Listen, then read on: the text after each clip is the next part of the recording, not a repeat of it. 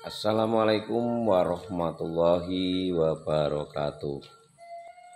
Om Swastiastu, salam budaya, salam kebajikan. Bismillahirrahmanirrahim. Semoga kita selalu diberikan keberkahan, kelancaran dalam setiap urusan, diberikan rezeki yang halal, berkah untuk sanggung ibadah. Carane wong Jawa kayak gitu. Malam hari ini ketemu lagi dengan Bang Arju Si Petualang, dan malam ini Bang Arju mau sedikit berbagi cara membuat pipa induk, ya, pipa induk input. Jadi pipa induk input itu nantinya akan dicor di bak reservoir penampung sumber airnya. Nah, persyaratan pipa induk input ini kita jangan setengah-setengah. Paling standarnya menggunakan medium A lah, galvanis medium A. Soalnya apa? Akan dicor untuk jangka panjang. Untuk pipa input ini harus kuat lah. Kemudian bagaimana cara kita memasangnya, membuatnya sebelum dicor.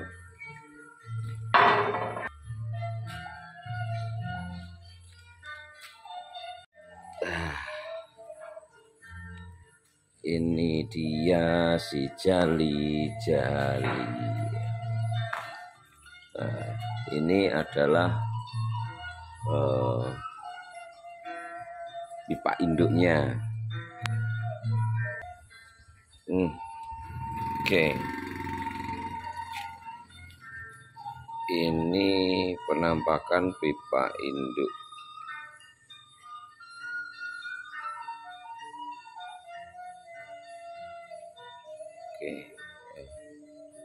Jadi ini pemasangan untuk pompa model kita yang terbaru, ya, Dewa Ruci 4 limbah buang. Jadi pompa Arju Dewa Ruci 4 limbah buang, ukuran 6 in yang mau dipasang. Rencana kita pasang di Pemalang, ya.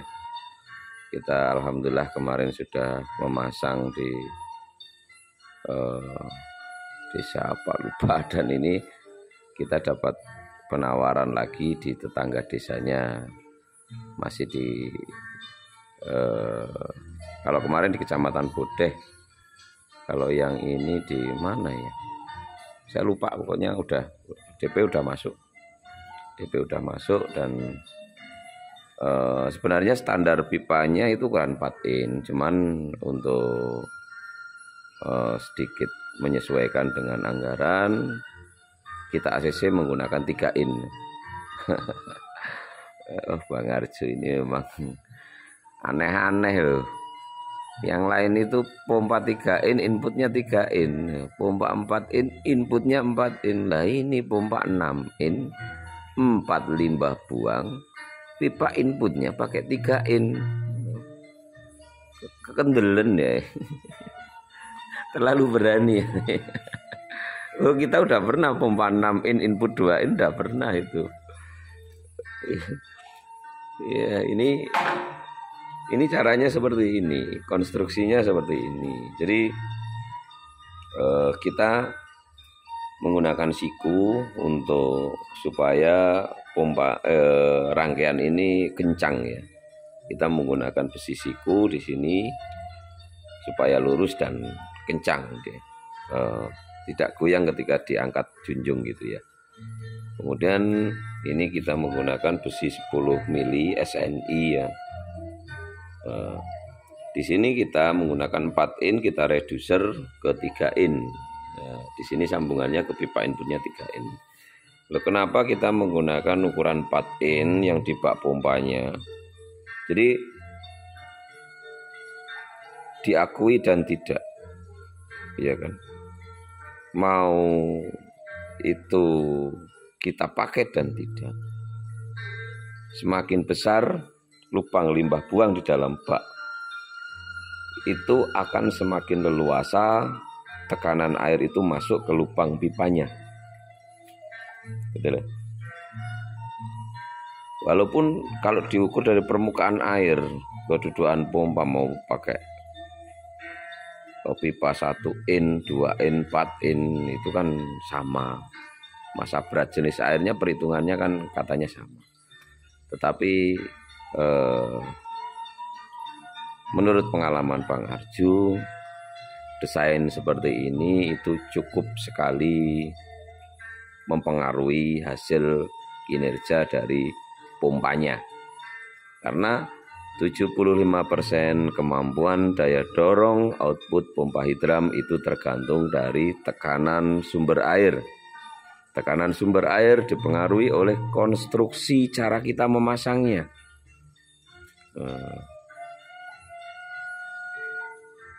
Dan ini kenapa kita berikan angkur-angkur seperti ini.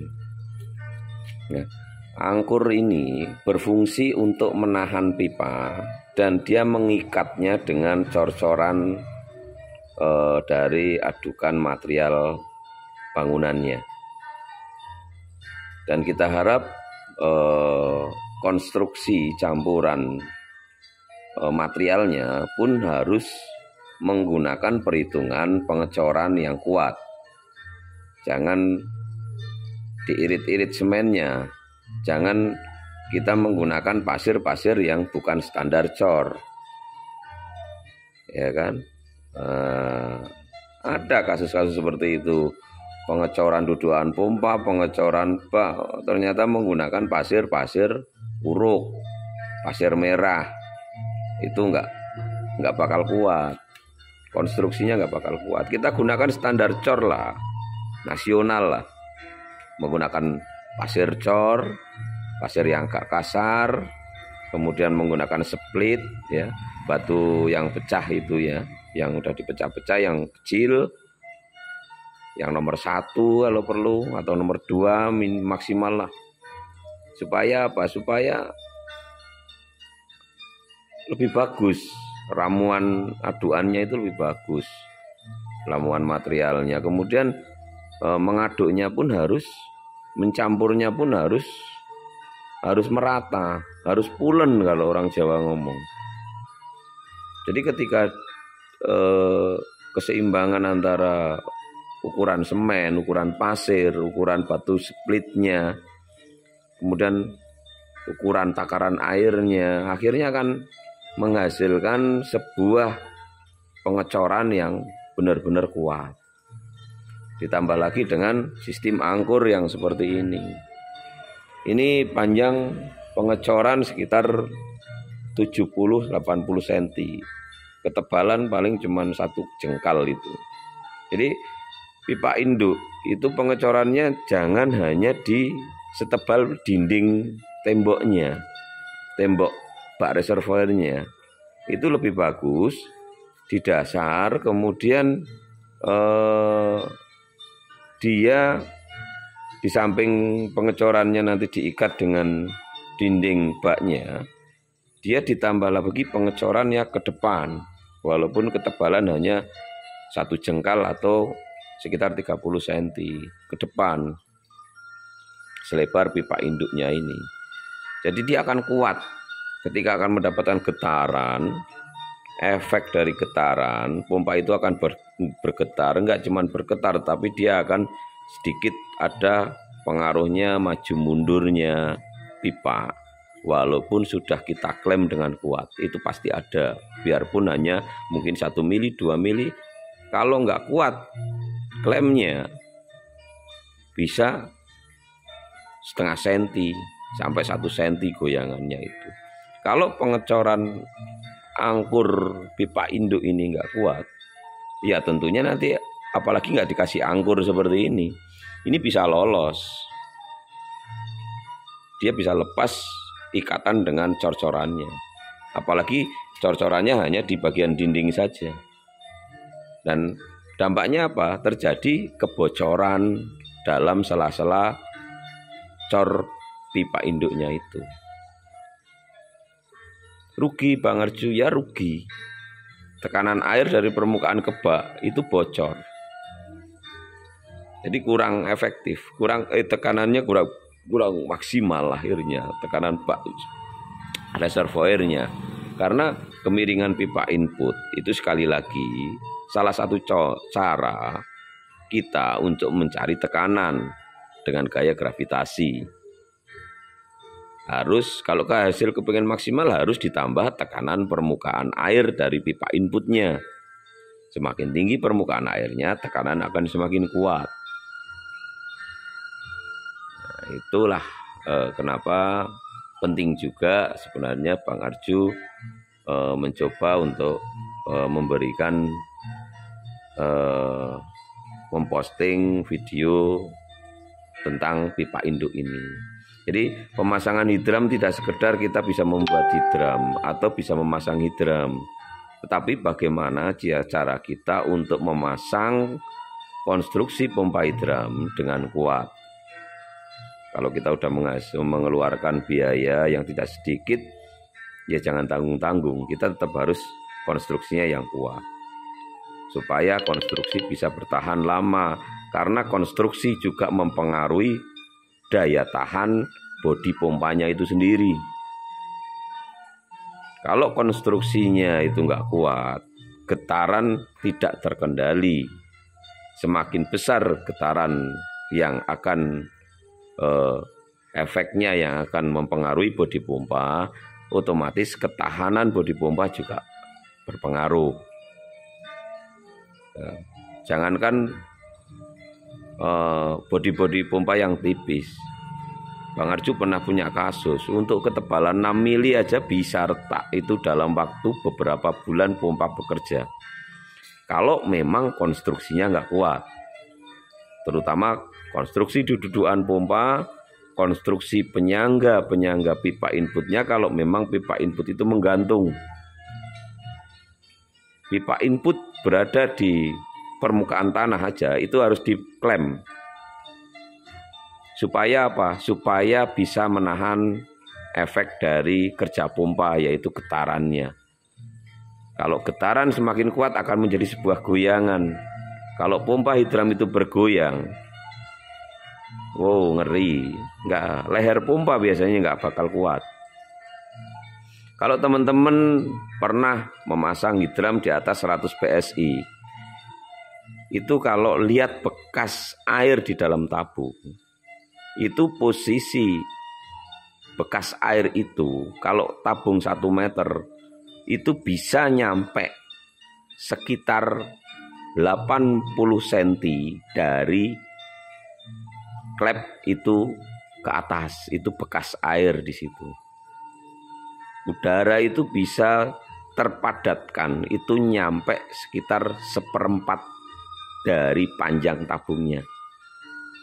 Semakin tinggi, semakin padat, akan semakin banyak ruangan udara yang akan berganti air. Makanya untuk beban output yang berat, kita sarankan tabungnya akan semakin tinggi dan besar. Supaya apa? Ruangan udara itu masih luas dan masih fleksibel. Kalau tabungnya mini-mini terlalu jebol untuk dipasang untuk ketinggian yang berat, mampu, tetapi elastisitas di dalam tabung itu akan kecil sekali, sehingga mempengaruhi dapat output yang keluar akan semakin kecil. Sudah kita buktikan di tekanan 190 PSI ya. Sudah kita buktikan, kita perbesar tabungnya, hasil outputnya tambah besar. Karena apa? Penggerak pompa hidram adalah tekanan air. Tekanan air diolah oleh badan pompa, itu menjadi kompresi ke tabung air, menjadi tekanan kompresi seperti semacam nozzle, semprotan nozzle ya, ke dalam tabung air. ke dalam tabung pompa, maaf, ke dalam tabung pompa. Lama-lama dengan beban balik outputnya, kompresi udara akan semakin berat. Ya kan? Kompresi udara semakin berat. Sehingga apa? Ketika nozzle itu menyemprotkan atau ketika kompresi air dari bak pompa itu dimasukkan ke dalam tabung, kalau ruang udaranya itu udah padat sekali, itu nggak punya ruang di situ. Sehingga yang bisa tercover atau bisa masuk itu sedikit. Nah, ketika elastisitas udaranya masih bagus, otomatis air yang masuk akan lebih besar.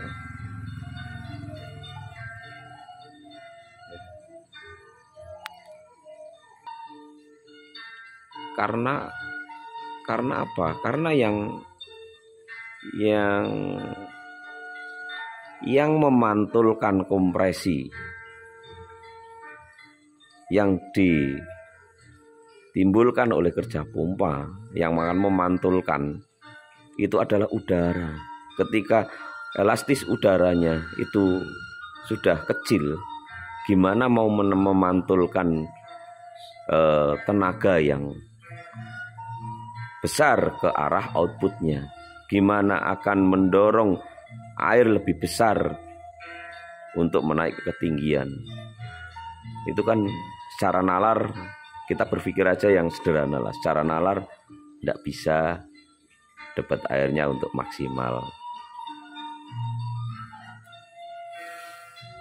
Oke, kita besok ketemu di Pemalang ya. Pemalang ya, pemasangan kedua. Ini untuk irigasi persawahan. Kalau untuk ketinggian output mungkin sekitar, ya perkiraan sih katanya sekitar di bawah 60 PSI. Dengan tinggi bak 1,5 meter, tapi kita coba lihat besok apakah airnya bisa penuh dengan bak itu atau tidak. Kemiringan pipa kemarin kita sharing-sharing sekitar 3 meter. Dengan panjang 16 meter. 16,3 meter. Ya. Tadi kita udah belanjakan untuk pipanya. Dan ini bahan baku pompanya, karena pompanya juga belum ready. Ini 6 in galvanis, ini pipa-pipa inputnya. Kita udah belanjakan tadi, kita menggunakan ini adalah bahan baku pompa yang untuk 6 in ya. Kita bahan bakunya ini pakai galvanis ISTW ya, SNI medium A 6 in. Yang ini 8 in. Ini 8 in medium A juga. Nah, kemarin belum kita ulas kenapa kita nggak menggunakan pipa hitam SNI ya. Tapi kita sekarang untuk 8 in menggunakan minimal menggunakan yang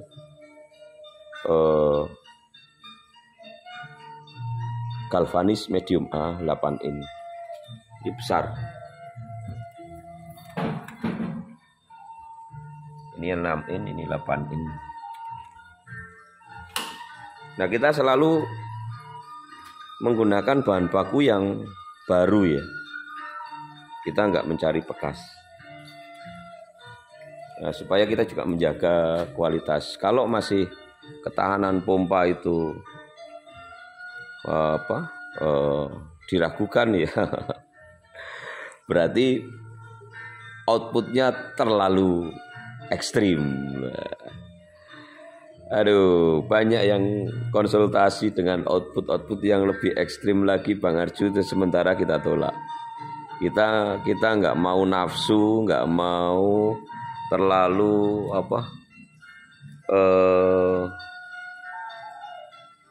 gimana ya, hanya mencari wah gitu enggak, atau mengejar keuntungan dengan mengejar sebanyak-banyaknya penjualan enggak. Kita tetap mencari banyak faktor yang kita perhitungkan untuk menerima dan menolak pemesanan pompa.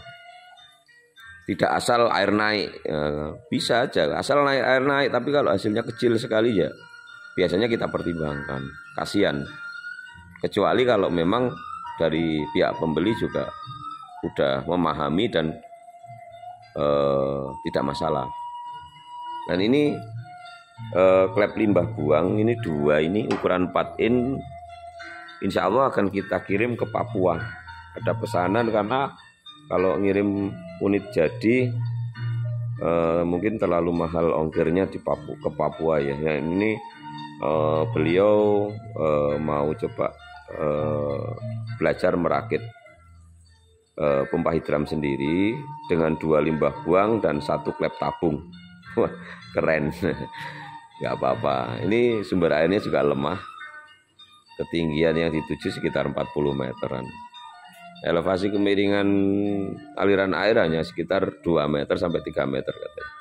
Coba kita lihat besok kalau seandainya berkenan memberikan video hasilnya. Mereka akan membeli 2 klep limbah buang dan 1 klep tabung, mau merakit sendiri beliau. Oke, kita kirim 2 klep limbah buang dan 1 klep tabung siap pasang, tinggal mengelas flank-flanknya aja. Oke, wih, lumayan berat ini tadi dari Jogja sampai Purworejo. Jalan banyak yang rusak, yang bolong-bolong. Menggunakan L300 ini. Jadi hati-hati sekali tadi untuk membawanya, karena beratnya sih nggak seberapa, mungkin ya 1 ton lebih sedikit mungkin. Cuman kan panjang kan 6 meter.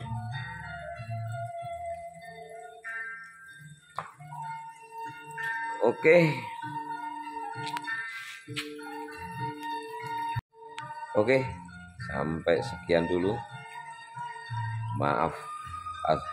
Mohon maaf bila ada salah kata. Bang Arjo hanya manusia biasa yang mungkin tidak luput dari banyak kesalahan, biarpun itu disengaja dan tidak. Bang Arjo hanya berharap apa yang Bang Arjo sampaikan ini mudah diterima, mudah dicerna, menjadi wawasan baru dan menjadi edukasi baru untuk menyempurnakan, menjadi penyempurna dalam setiap pemasangan hidram. Semoga NKRI tambah maju, tambah jaya, dan semoga apa yang tim Arjo lakukan bisa menjadi sumbangsih ke negara ini sebagai salah satu sedikit saja bisa menyumbang untuk kemajuan negara Republik Indonesia. Assalamualaikum warahmatullahi wabarakatuh. Jangan lupa like, subscribe-nya. Arjo si Petualang.